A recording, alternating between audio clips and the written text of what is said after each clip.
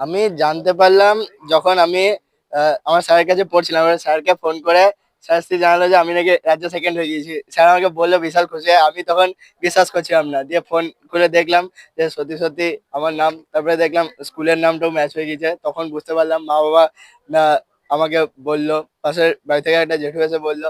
আর তখন একদম আনএক্সপেক্টেডলি একদম বিশাল খুশি। আমার তো প্রচুর টেনশন হচ্ছিল রেজাল্টের জন্য। রেজাল্ট ভালো হবে এটুকু জানতাম, এত ভালো আশা করিনি।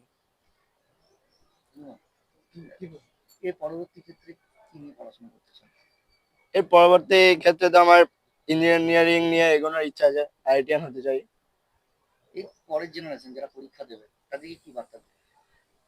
বার্তা এটাই দেবো যে সময়টাকে ভালো করে ইউটিলাইজ করতে হবে। আহ, ভালো কোয়ালিটি পড়াশোনা করতে হবে, ভালো লেভেলে পড়াশোনা করতে হবে। আহ, আর মুখস্থটাকে একটু অ্যাভয়েড করে কনসেপচুয়ালি এগোলে খুব ভালো হয়, আর কনফিডেন্সটা মেনটেন করতে হবে। পড়াশোনার ক্ষেত্রে কোনো কি বাধ্যবাধকতা ছিল তোমার? না, একদম নিজের ইচ্ছা মতো চাপ? যখন, না না, নিজের ইচ্ছা মতো যখন যাবে কতগুলো ইচ্ছা করে। গৃহশিক্ষক ছিল তোমার? আমার 7 জন ছিল। বাবা মা কি করে?